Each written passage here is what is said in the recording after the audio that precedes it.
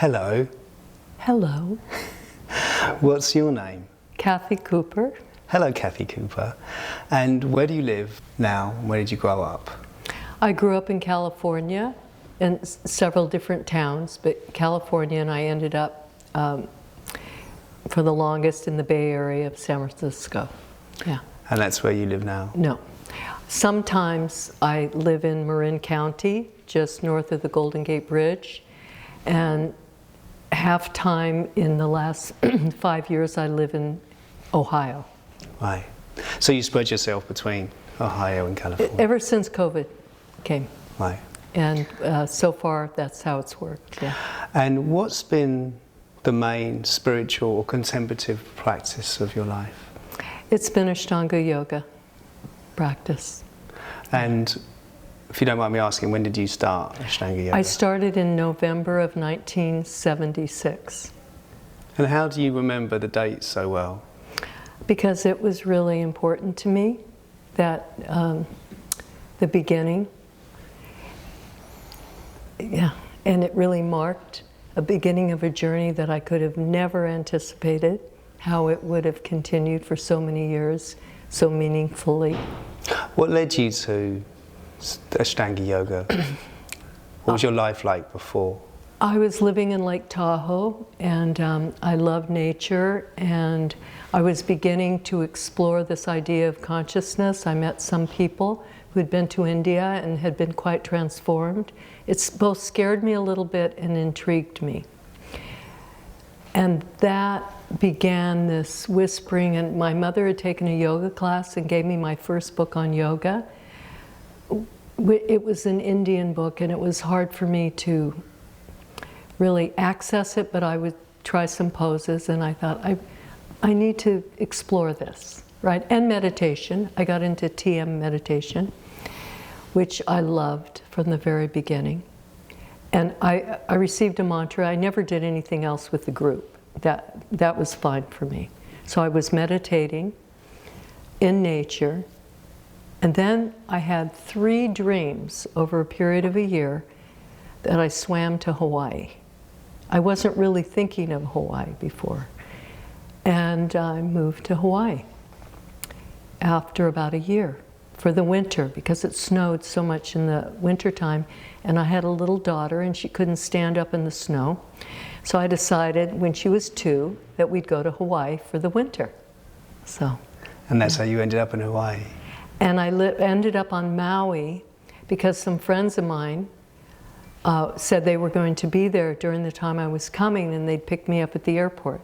That's the only reason I went to Maui consciously. So. And that time was like in the early 70s, was potent with spirituality, right? Yes, but it was also not commercially out there so much. I mean, I was able to get a TM mantra from someone in Lake Tahoe, and I moved to Hawaii, and I bought a book, Richard Hittleman's 28-day yoga plan. There wasn't any yoga that I knew about. I was in Lahaina. And I began practicing it, and I really liked it. I was doing it every day. And I don't remember how many months down the line I heard that these 2 yogis were coming.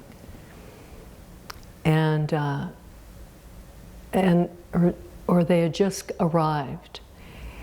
And I ended up meeting David in the grocery store and telling him I wanted to practice. My daughter was on my hip, and he said, "Don't hold her on one hip, you're going to go out of alignment," or something like that, you know. So, and I wanted to start, but I had a few little things to clear up. I went back to California for a little while, and when I came back, I asked to be accepted, and he said it wasn't time yet. He could only take so many students because there was no shala. So after a not very long time, I was invited, and I was told it was $50 for the month.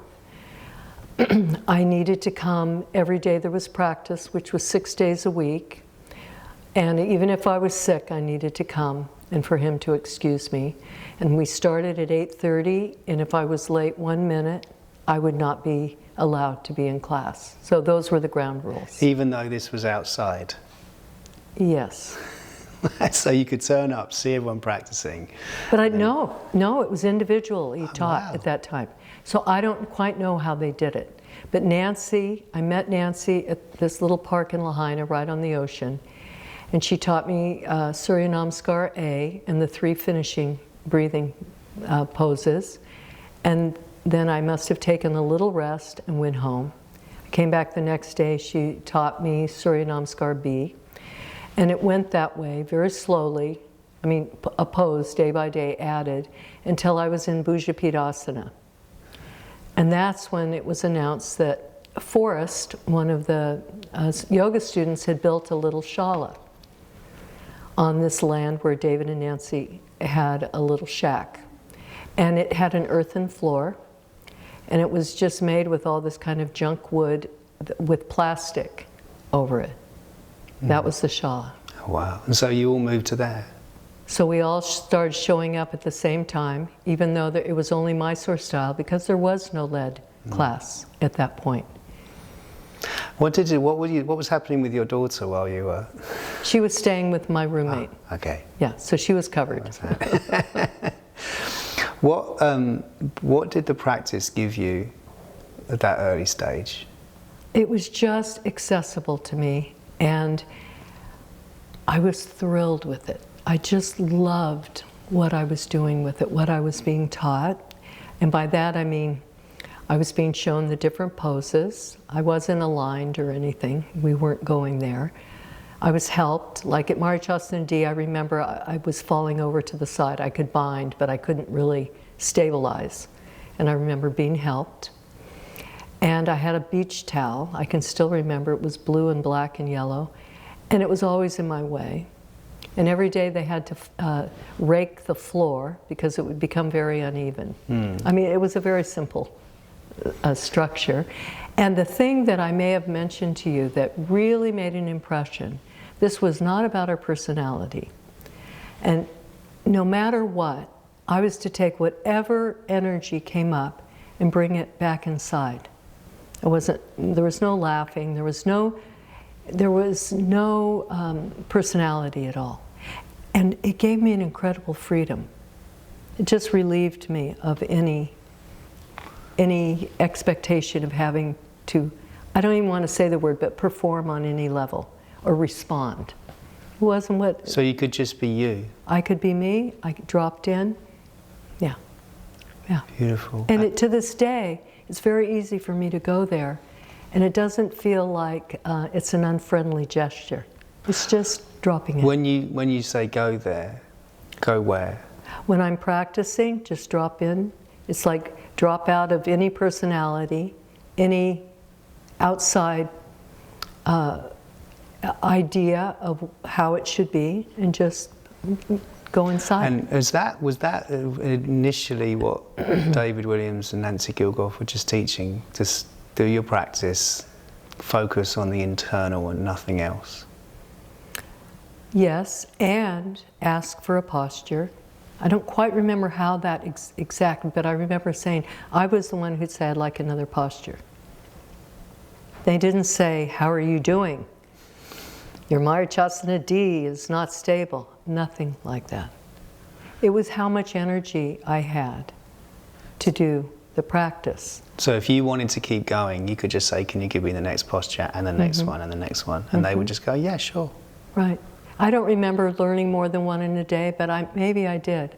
I just remember within the month I had learned primary. Right. And once I knew the primary order by heart, I started second series. So it was about a month, yeah. And is that just how it progressed in Hawaii for the next few years? Was there this heart of like a group of people, like at the heart of learning, the beginning of learning this practice? No, actually it was 6 months. So after 4 months, David and Nancy went to India to study some advanced with Pattabhi Jois. And they said, okay, David Swenson, who was 19, is coming to teach for the next 2 months. After that, go live your life And in 2 years, do primary one day, second the next, back and forth, 6 days a week. And in 2 years, come back and we'll teach you advanced. Why? And so for 2 years you had David Swenson as a teacher? No, for 2 months. 2 months, yeah, my bad. Yeah. How was that? Very fun, very playful. He was completely different than David and Nancy. And by that, we would lay around in Shavasana all together, and like he would flex my fingers, or he'd climb a coconut tree. And I have pictures of him, but I haven't figured out where they are, because he had long blonde hair. It was just very light, and it was I don't remember the practice itself being different. I remember afterwards that we shared. Whereas before we would go to another little hut and we would have Shavasana for 15 minutes and then we'd get up and leave. So there wasn't much socializing. Right. I think we had one desertarian gathering. That's what David wanted, was just desserts, which were all natural, organic kind of things. And raw pies, things like that. And at the time, he and Nancy were very quiet.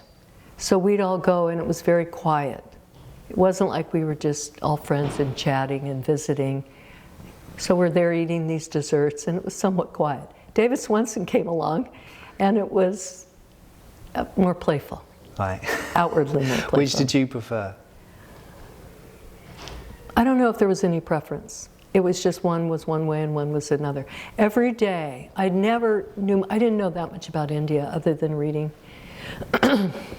Ram Dass's Be Here Now. I mean, I didn't have much background. But every day I blessed them and thanked them for what they had given me. And it was a very sincere, it wasn't like, okay, I've got to include them. I truly was deeply touched by them.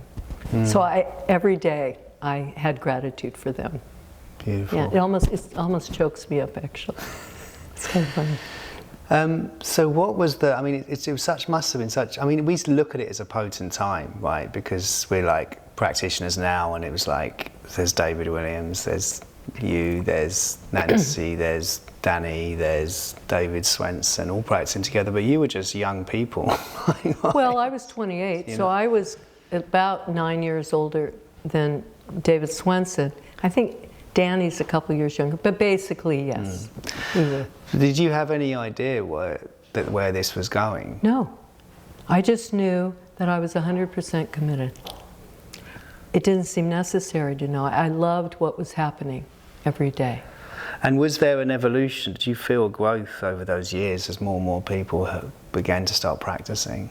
Well, for a few years, we didn't know that it was getting out there. You have to understand, living in Hawaii, or even California, there was no internet, there were no cell phones. We didn't even make long-distance calls, hardly, right?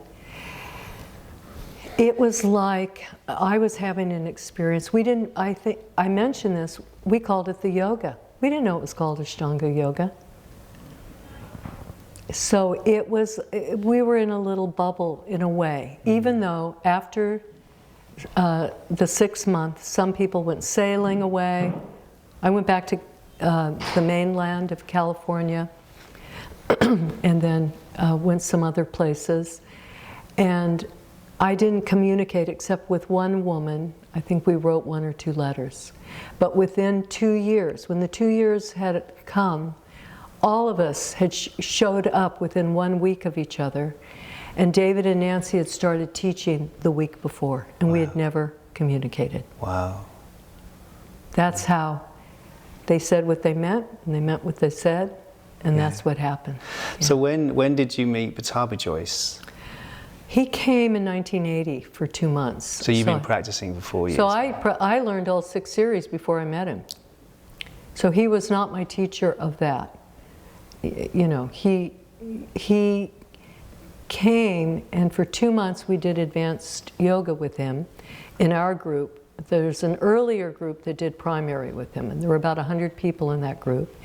And in our group, it seems like there were 50 of us, but honestly, I have some pictures, but I'm not really quite sure anymore. And we didn't know how he's going to teach us, and he led us. into advanced day with, I honestly can't remember, I think 3 of each salutation. I don't remember about the standing, because I know we did not do standing poses. I didn't do any for 5 years. We didn't do any primary on Friday. We just did advanced every day. And he led it with standing vinyasas between each pose. Right, wow. So you did no standing poses? I don't remember, but for 5 years I never did a standing pose. Wow, just advanced? Just advanced, which was 3 and 4. No primary or second for 5 years. Wow. That was like we were... That got you strong. And mentally very focused, very, very strong. I loved that practice more than anything I ever did. What, the 3rd and 4th? Advanced day, yeah. We called it. I loved it. I imagine it was about 2 hours. And at the end, we were told that we could begin learning the pranayama, the Ashtanga pranayama, when we could sit in lotus for a half an hour, 40 minutes. And we were beginning advanced. And we'd been practicing steadily for a couple of years. So you practiced nothing else but advanced for 4 or 5 years? That was it. And I didn't see any reason to do anything else. Do you think that particular period of time created something like, I don't know, something in you? Do you think that period of time created a sense of something deeper in you, just by having to do that sense yes. of For practice instance, for so long? I had gotten into rebirthing during those that interim, and I would have the experience, and maybe many people do, once the energy really opens, and then there's all this beautiful energy flowing. And then I stopped breathing, and the universe breathed in me. I would have that happen, and I could stay very relaxed. So one time after practice, my breath went away while I was just lying there. But I was comfortable because I'd experienced it before. And afterwards, David said, "Kathy, that's the end of yoga. That's it, when you don't need to breathe anymore." I remember that. So I had some very extraordinary experiences during that time. My life was very focused, simple. I had amazing focus from doing this practice every day, calmness. My life was quite wonderful. And then I started having some experiences that I had never read about. And so I started trying to read. I loved reading Milarepa and some of the books about the Himalayan masters and things like that. I loved them. But when it was time to start reading about the sutras, it hit me in a should. You should do this, you need to do that, and it didn't work for me because I was already having all this wonderful experience, and I thought, I don't want any shoulds. That's how I saw it. It wasn't helpful for me at the time, so I just didn't pursue them. When you talk about experiences, what does that mean? I was having things occur that I could not have made up on my own. Like what? I had things like my breath leaving while I was in Shavasana. So the universe was breathing me. I did not need to breathe. And because I had experienced rebirthing during the interim years when I was practicing, it didn't scare me, so I could stay relaxed. And I also had one of the memories I have is, and it's very alive. It's a memory, but it's a living experience that's outside of time. Something like this is so different. I had the experience of like reality kind of cracking up, like this view, and seeing into the universe, or seeing into what was behind it. And that didn't scare me either, because somehow, even though I'd never heard of anything like that. These things were just happening? some things were happening. And I know there were others, but I do have to think about it a little bit. So when you would talk about a structure like the sutras do this and then this occurs, like, that didn't compel you because things were already happening, like you said. Well, Right, not already happening, but things were like, there were ways of seeing that were already opening up to you. Right, and I didn't want something to confuse me. Oh, did I hear about this, so now I'm having this, or I'm going after that experience? Do you see what I mean? It wasn't working for me at the time, so I just stopped. Like I said, I loved the inspiration of reading about the masters of the Far East. Danny Paradise turned us on to those, and and there were some extraordinary stories in there, but that was different than sort of the book of sutras that was saying things about the way reality was, because it confused me. It imposed something on my very alive practice. That's the best way I can express it at this time. And so what was that very alive practice like? Well, so what happened when we started learning advanced, David started having us teach the other students while he practiced advanced, and he'd kind of tell us what to do. And then when it was time, he told me at one point that at that time he wasn't intellectually questioning or analyzing why he was doing what he was doing. And he said he taught me differently than he taught anyone else. And because I was so involved in my own practice, I don't really know what he was doing with other people, but there were others learning advanced with me. He carried me through the practice. He was putting my body in one shape after another, and there were very few vinyasas. And then eventually the practice emerged. But he carried me through it for months, I think. And then there it was, 3 and 4, if you want to say it that way, advanced day. And it was an incredible journey. I loved it. I loved every morning going in and opening up into this practice and this flow and this energy that was elicited with this. How has that energy and flow moved you through your life? Because even when I left and went other places and lived my life doing some different things, including raising my daughter, when I would go onto the mat, I would just enter this place. And Nancy Gilgoff one time said that I was the only person she knew who did my yoga for my Kundalini. Now, I don't even exactly know what that means, but she just said it very matter-of-factly one day. But I was into a flow. And so I learned all these poses, but there wasn't like anything I was grasping for. I would just practice. Sometimes I would do advanced B, sometimes advanced A, because I learned advanced B little by little. And I never loved it as much. Some of it I liked, but some of it was strange, just odd. And so I would do it. And certain things I took later into when I was practicing second, like the 7 headstands. And I think it's in the 5th series where you do one after another without coming down.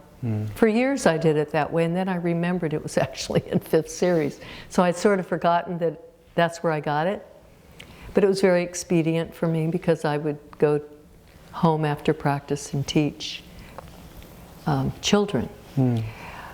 But what I would say about what happened is I got into this flow, and that's what I opened up to every day. And so then it wasn't so much, mostly once I started teaching children, I couldn't do advanced yoga, be with children all day, be with my daughter. Because it was too much energy. It was too much. Right. So I mostly did second, and maybe, I don't know, maybe once a week I did primary. I just know that I still entered this flow. And it was in the moment, and it was very nourishing. And at the end, I knew how to take a good Shavasana. I didn't try and hurry that along. That became, I felt like I received the mystical teaching about Shavasana. It's very important. It's the end of our practice, and so I knew I had good habits. Let's say so that. when you think about, when you look at practice for you, is practice for you this flow experience, this flow state? Yes, yes. It's not about, for me, the poses so much, but about this state. So I wasn't looking to do things differently, particularly. I was very content to do the practice. And until COVID struck, when the shalas closed, because I would go 5 days a week because I just loved being in this kind of a dojo space, no distractions. Other people around me, and yet I was totally into my own practice. Until I was 70, I think I was 72, and my practice was my practice, and it didn't feel like it changed that much. It's kind of a strange thing to say in a way. But when COVID struck, and months went by, and I was in this teeny little space, and it was cold, and I was always trying to figure it out. I started changing the way I practiced. I had never done that because I'd never felt a need. So I started, no matter what else I was doing, I would do some of first, some of second. I realized quickly that I wanted to do Pinchamayurasana, Mayurasana every day, regardless of what else I did. I'd finish with them. And I remember once that Pattabhi Jois said, once you have really done all these practices, you can choose 10 poses and do them. But he said 50 breaths each, which is not what I did. But I began realizing that I knew the difference. I had been doing this so dedicatedly for so long that I knew the difference. And it's not that I never did anything else, but I never needed to do anything else. The practice worked for me to take me into this, what I would say is a deeper place of connection. And I was, I would just come into the moment, and then I'd have these amazing Shavasanas with a lot of energy and what I called Shakti moving through my body. And then I would go out and meet the day. And it's not something I really talked about very much, but I will say in my 40s, for some years, my practice wasn't so much about the physical, but it was about the mind. What is real, what is not real? How much is too much, how much is not enough? Am I making this up? Or belief systems I had that I was able to see through, they weren't real, right? So this was an incredible journey for me. And if I didn't have, this is my belief, I'm not sure if it's true or not, because I did have the practice. But if I didn't have this practice, I don't know if I could have released the way I did, because it wasn't a straight line. It was a zig and a zag. And it was surprising to me. I don't remember particulars particularly, but I remember that as I would go through letting go of non-essentials or, conditioning, it showed up differently than I would have imagined. I couldn't have imagined the journey. So a lot of my peers were teaching, and I'm just digging this hole deeper, and I thought, I don't want to lose my practice on any level. This is very alive for me, and this is what matters. So it became the most important thing in your life? For a very long time. And it wasn't something I talked to. I only had a few close friends outside of practicing, and for years, I have to be honest, I was on maintenance. But fortunately, I got to go in before the teachers started, because it was a different generation of teachers, and I found them limiting for me. But I could still manage to do my practice and be left alone, mostly left alone. You've talked to me before about this practice being a love affair. What does that mean? I felt like I was making love to the universe in some way. I could open, I could move, I could breathe, and it was just luscious. I really loved the moving. It was not, it flowed. It's not maybe that I did everything exactly perfectly, but the energy flowed. And I just loved it. Yeah.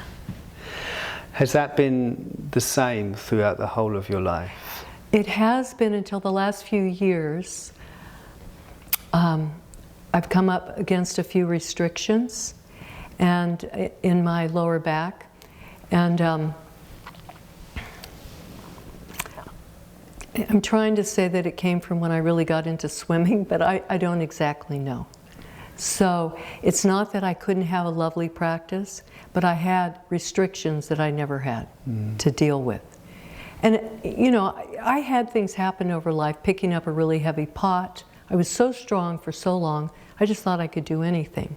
And occasionally, as I got into my 60s, a few times I had a bit of a surprise.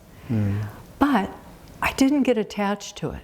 So maybe for a while I had to do Kapotasana at first at the wall and then go down, and then I could go deep. Every day I'd say, I wonder where it's at. I never assumed, and it didn't bum me out. That was my practice. So it was that for a long time. A couple of years ago, I felt a restriction that no matter what I did, I couldn't seem to access. And I would say that that was harder for me. And I thought, wow, I'm really up against something, you know. And, but it hasn't stopped me. It's just a little different now. When you teach this practice, do you think how you've taught it over the years has changed? Yes, I do. In what way? So what I would say is that I can trust something in me that wants to express something.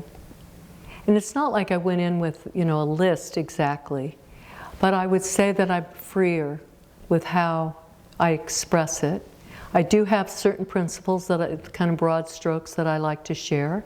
And I know that some of them came out of my own challenges, like with the neck.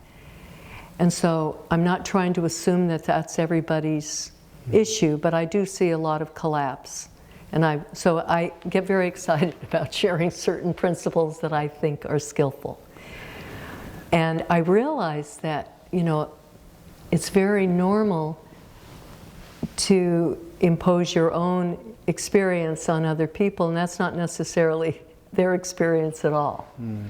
And so, like yesterday, I watched two women with advanced practices, and I didn't say anything. I observed, and then I guess I'll call it my intuition, showed me where I kept seeing. And so today, I gave instructions. Now, if I worked with them over a longer period of time, that would continue and possibly deepen. But they both felt very grateful and open to what it was. So that was wonderful for me too, that I had something to offer them.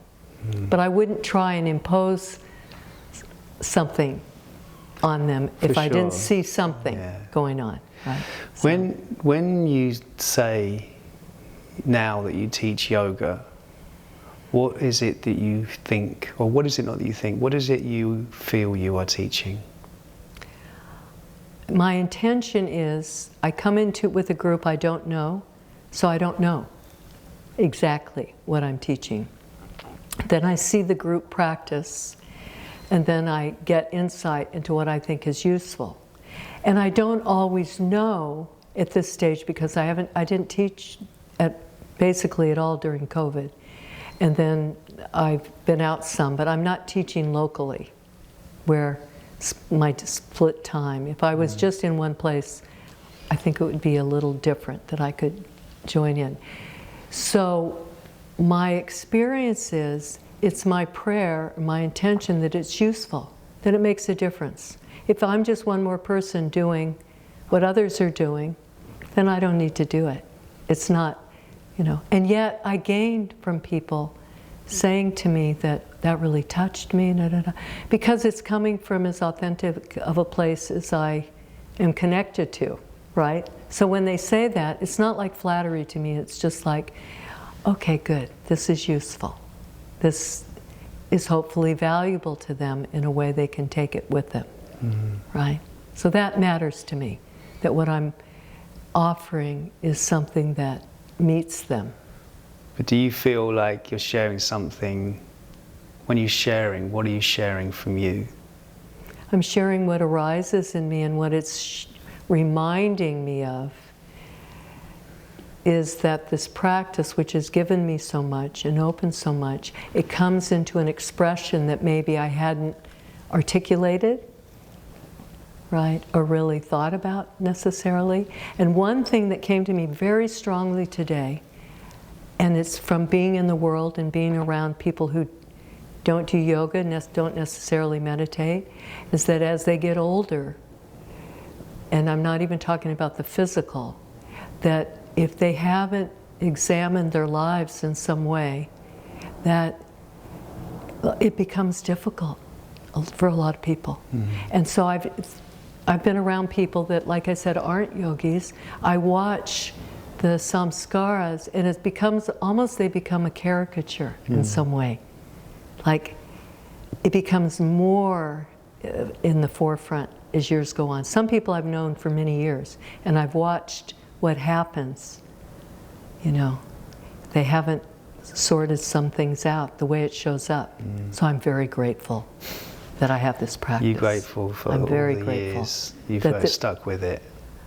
Right, and for, you know, I'm not saying this is an admirable quality, but I didn't really care about money. It's not that I wouldn't I like nice things, it's all these, and I like the freedom that having some money gives you, but that was not my motivation.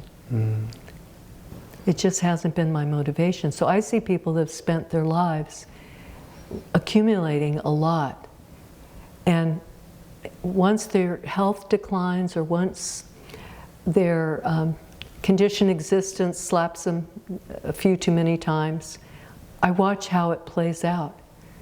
And it's actually unfortunate a lot of times, from my observation. I hope it's not my judgment, but just my observation. They struggle, right?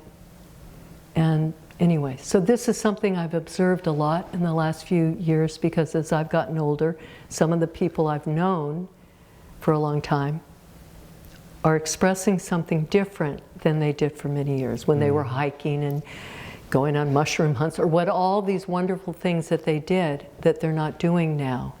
And their being doesn't necessarily have peace. So you feel grateful for this practice? I feel very grateful.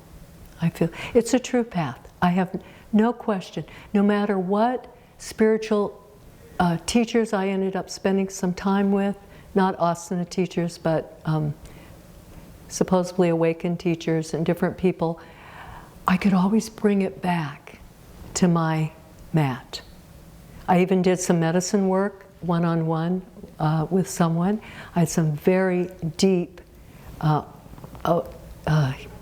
openings, healings, and which is also, I wasn't able to access. But I realized, as I've really looked back on it, I wasn't able to access even in my practice. But I was able to look back on, and all of the purification I went through for doing these practices strengthened me, cleared me to the extent I could have very powerful experiences and integrate them over time. I didn't always understand exactly necessarily what had happened, but one experience was so powerful that my focus of many years of getting there, it's like it dissolved. And so then it's like, wow, now what? You know, now what's going on? And in a way, I'm still in that process. It rebooted my life. Just now what? Yeah. Now what? So I would say that what's starting to happen in my teaching is that I'm freer. I'm freer, even though I do I know that I'm going to talk about backbending, or I'm going to talk about inversions. I'm not preparing the level to which I prepared, because I can trust that there's something in there I can articulate that feels alive. I don't know quite else how to say it. And once I meet the group, I could have a little, I can have a little bit of the not knowing, a slight bit of anxiety. Then when I meet the group, it's like, oh, okay, here we are. And then, you know, Beautiful. I just feel comfortable enough to show up. And that didn't happen overnight. You know, this was a journey to be open and show up to that extent, but I'm pretty comfortable there now. And again, it's not like I think I've arrived. It's just that I feel more at ease with just being where I'm at. Beautiful. Yeah. And so if there was one thing you could share with people about your 48 years of practice and study and teaching, what would it be? Don't exhaust yourself. Honor Shavasana.